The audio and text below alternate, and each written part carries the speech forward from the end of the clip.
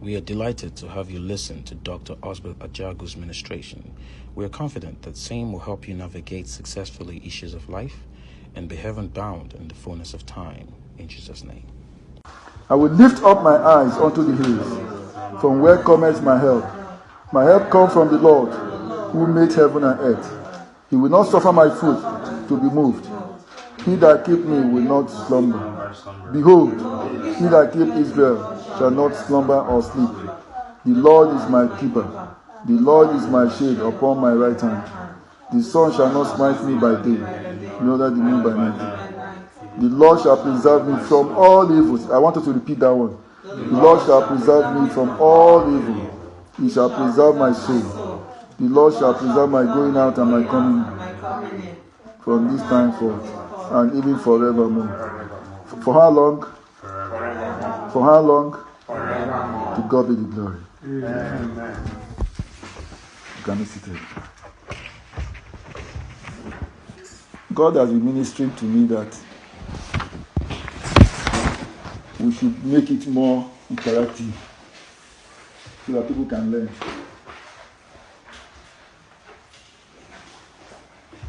So, as just like we did last week, we are going to do so.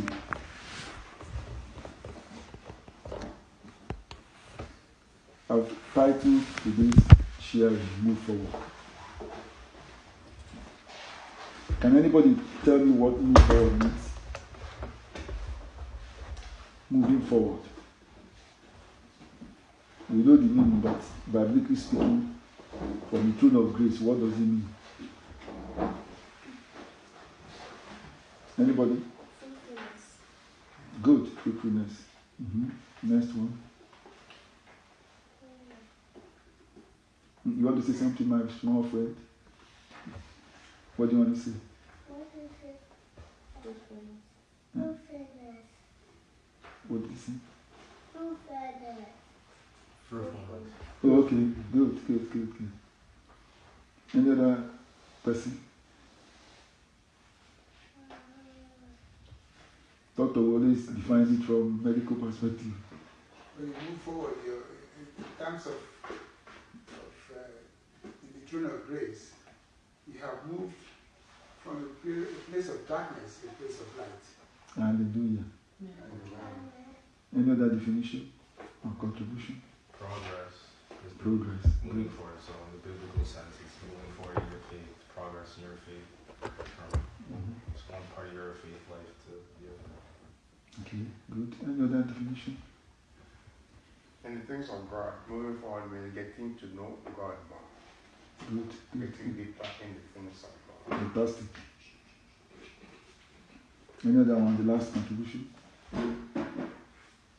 Moving from one current state to a better advanced stage. Beautiful. Can we turn our Bibles to Genesis 1:28?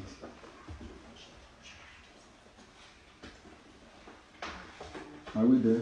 1:28.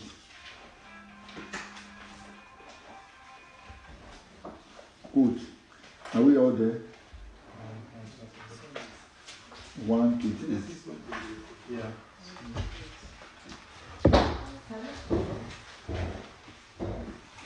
Good. And God blessed them and said to them, be fruitful and multiply and replenish the earth. Can somebody tell me who and who were being addressed? Huh? And by extension, beautiful. So that means we'll be charged. It's not please. That I couldn't see. I was looking for please there. There was no please, the root please. He said, I repeat. And God blessed them and said to them, be fruitful and multiply and replenish the earth. So it's a command to everybody on earth to move forward. Do we agree? Yes. But are you moving forward negatively or positively? That's the question.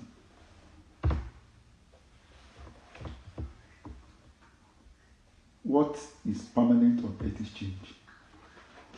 What is inevitable is which direction you are going to. The earth moves around its axis. That means it's moving forward. The world moves on every second, every minute, every hour, every day, every week, every year, every decade, every century. Every single time you've missed on earth, you can never regain. Everybody, I believe, desires to move positively forward, right? Is there anybody you know that would rather move negatively forward? Is there a question? Anybody? No. Life itself is full of struggles. It's full of struggles. The moment you're about to be conceived, you start struggling, permit me, biologically speaking, with other sperm cells, about 6 million of them. Only one survives. The first to get to the womb. Others are destroyed. Then you start fighting to be there for 9 months and be discharged, permit my language, to be born. Then when you are born, everybody will expect you to cry. If you don't cry, that's where the judgment starts. They start watching you to know how you're going to be. Then you struggle, go through the primary school, nursery, primary, secondary, university, and the rest. Your parents will be expecting a lot from you. Society will be expecting a lot from you. And of God, who created you, must have given you an assignment on earth. So you'll be expecting that assignment to be completed and fulfilled. Life is about struggle. I was wondering whether that was why the Bible recorded that right from the time of John the Baptist, the kingdom of God suffered violence, and the violent take it by force. Life does not give us what we desire, but what we deserve. It gives us what we struggle to get. But for children of God, for believers, He has paid the price. And He said, it is finished. I believe we know who I'm talking about.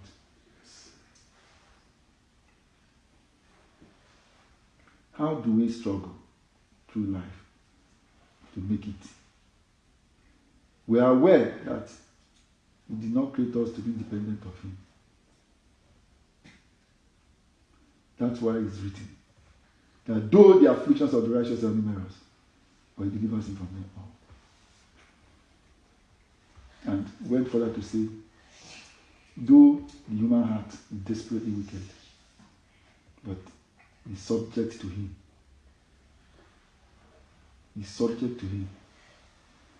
No weapon, according to the Bible, formed against Christians or children of God that will prosper. And any tongue that rises against us in judgment we condemn. Who will condemn them? Not God. Us. We have a rule, we have a way, we have a part to play in this equation. The Bible records that because of the problems in this world, He told us 365 times in the Bible not to be afraid that He will neither leave us or forsake us. He went further to say that no weapon whatsoever fashioned against us will prosper. That means He is aware that afflictions will come, but they will never weigh us down in the name of Jesus. Because He has paid the price. That does not mean we should take everything for granted, though we're in the period of dispensation of grace. That does not mean we should take grace for granted. If you want to go to the moon, you can't go by ordinary hand. It's impossible. You need to go through the equipment provided for that. Do we agree? A doctor, do you agree? Good. Life can be sweet. if you make it to be in the context of Christ Jesus. You know, I remember those days in university. We all go out to a party. We come back, whilst others are sleeping, I wake up and go and read. Unfortunately, at the end, all my friends couldn't make it. So that means there's a role to play in every equation. There's a thin line between moving forward positively and moving forward negatively. You have to determine what you want and pursue it. That's where we say you have to draw line. Short, medium, and long-term goals you need to achieve. He told Joshua not to be discouraged, but to be courageous. So there's a role we have to play in achieving our life destiny. I want you to look at the next person by your left and all right and say, I must fulfill my destiny. In Jesus' name. The gate of hell. Say it with all meaningful. The gate of hell will never prevail. And afflictions will never arise second time. When Moses got to the Red Sea, he was afraid. Even the Israelites started grumbling, quarreling. Why did God bring them out of Egypt? Only to be consumed by the Red Sea.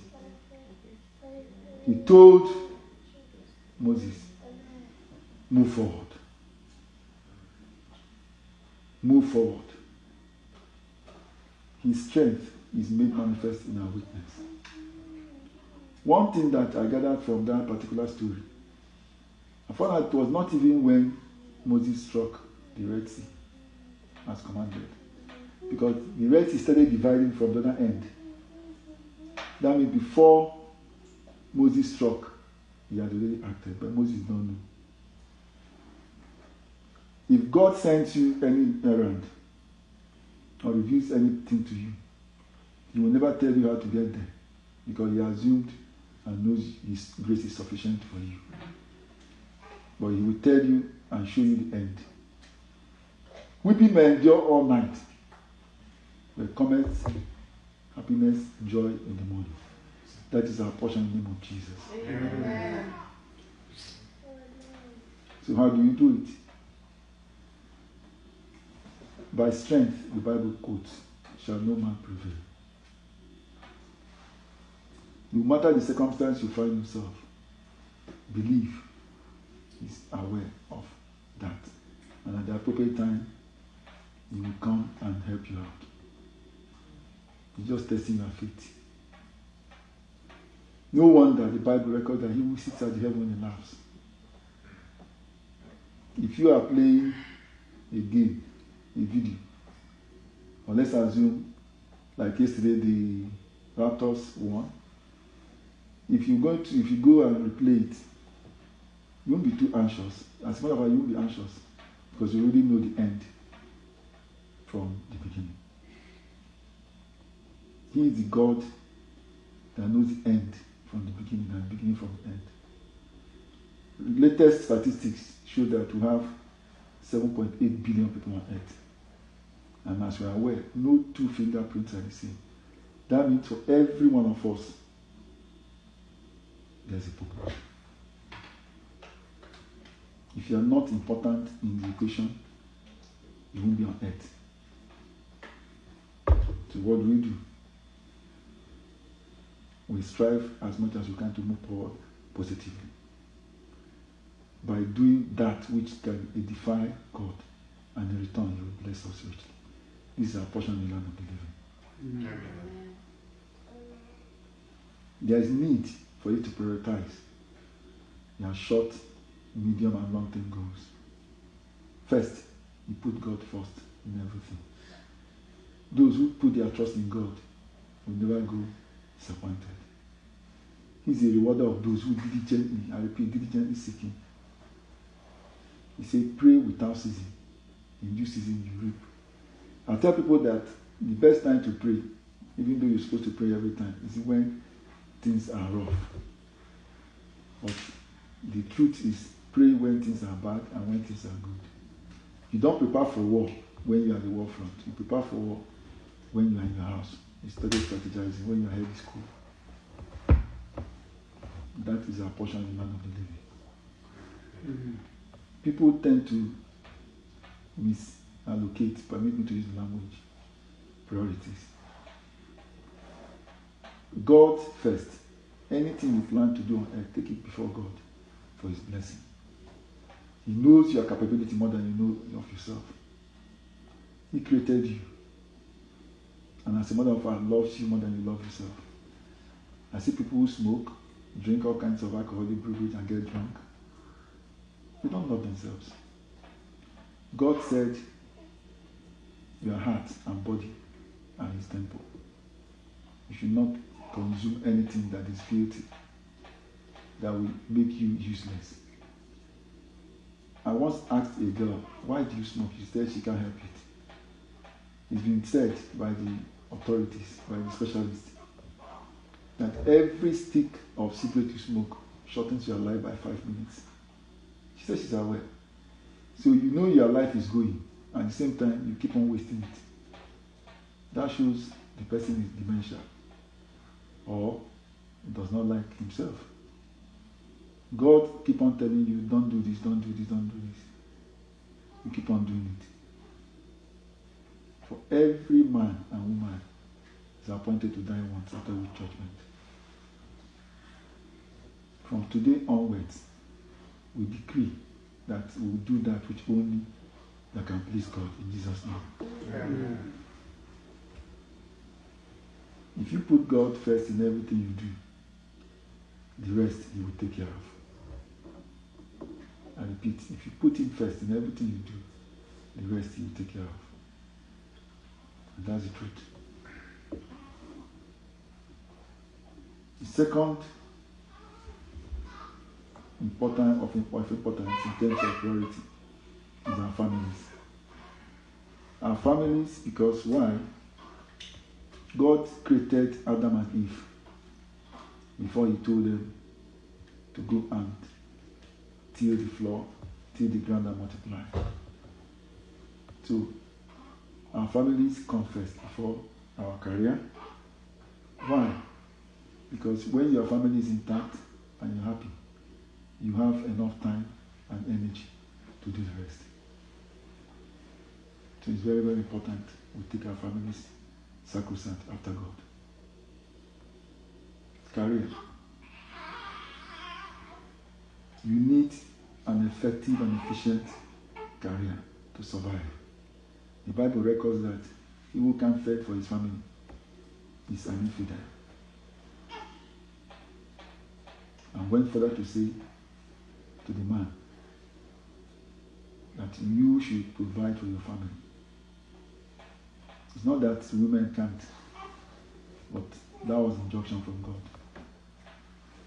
So we need to do everything we have to do to make sure that God's plan for us come to pass in Jesus' name. Amen. And let me deviate a bit. The family is the nucleus of God's creation, because He told the family to dominate till He comes, to occupy Him when He comes, which is the same thing as domination. But for the family to strive and meet the role of government, of God in their government, because family is a government, more or less. One, the man has been saddled with the responsibility of loving his wife. Not conditionally, unconditionally. Two, the wives were saddled with 3 responsibilities. To obey 1, 2, their own husbands, 3, in all things. No wonder I was reading how Abraham was, though he was head, was subjected he subjected himself to the ways and caprices of Sarah, because Sarah was calling him Lord. Lord. Sarah had ultimate respect for him. And for that, he reciprocated by doing virtually everything Sarah wanted him to do. Is it not astonishing and questionable that Sarah told him to sleep with his house girl, a man of God? But because of the love she had for Sarah, coupled with the respect Sarah had for him, he laughed, even though he knew what he was doing was wrong. And after a while, the same Sarah came back and said, get rid of this Hagar. Why? Because she felt uncomfortable and because she had taken him. In spite of all that, in spite of the fact Hagar had got a child for him, he set them out of his house, which was an abnormality. But because Sarah respected him, he couldn't but accept everything Sarah had done and said. Now we are in the era of equality of men and women. God have mercy. Because I'm yet to see anybody who went against the law of God as a child. This will never be our portion in the name of Jesus. Like I was speaking on career. Career is very important. It defines who you are. It defines your role in the kingdom of God. So you must accept rules, career that are not against the law of God. Like prostitution is a career. Bearing false witness is a career, more or less. Killing people in the name of religion, doing evil things. They are career. They are businesses, but not for the children of God. May we be bestowed with the careers that are efficient, effective, and at the same time within the confinement of law of God in Jesus' name. Amen. Next, in terms of priority, moving forward, is society. Society expects a lot from us. A lot. If you donate, you are in trouble. If you don't donate, you are in trouble. Sometimes when you donate to people wrongly, they're going to put it in their cover and use that to remote control you. But that does not mean you shouldn't fulfill our God-given tax. Because he said that he who lends to the poor, who will give to the poor, lends to God. Mm-hmm. And at the appropriate time, be rewarded. Mm-hmm. But I charge you all to test the spirit before you donate, so that you don't use your hand to dig your grave.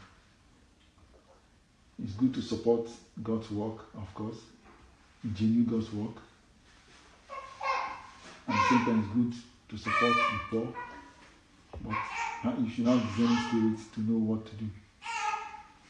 Are you sowing in the right direction, or you are mortgaging your future because of mere need to help the poor? Peter and James were passing through after the day of the Pentecost had fully reached. They were passing through a gate called Beautiful Gate. I still don't know why they call it Beautiful Gate.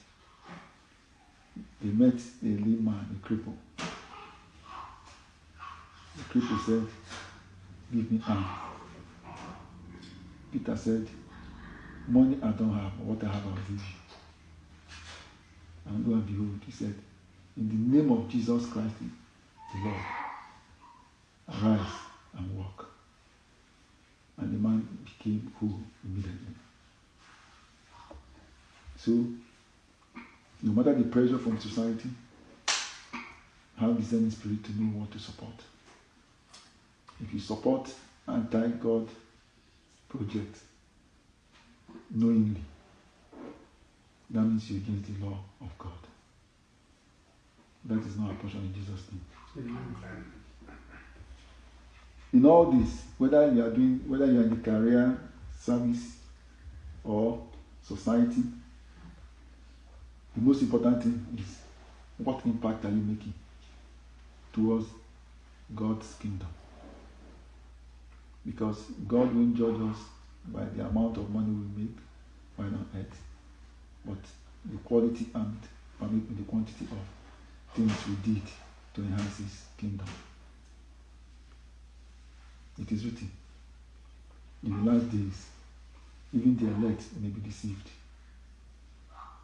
So we need to have discerning spirit to know by association who we have to associate with, who we have to support, who we have to make our friends, because we're in the last days, so that we don't be, so that we don't go against the law of God, we don't be deceived. There are so many fake people now, parading as all kinds of things, new, but like the sons of Issachar that have the duty of designing the Spirit of God and knowing the signs of time. It is said that our old men will dream dreams, our young people will prophesy. We need the Spirit of God to guide us in everything we do. He is willing and able to guide us.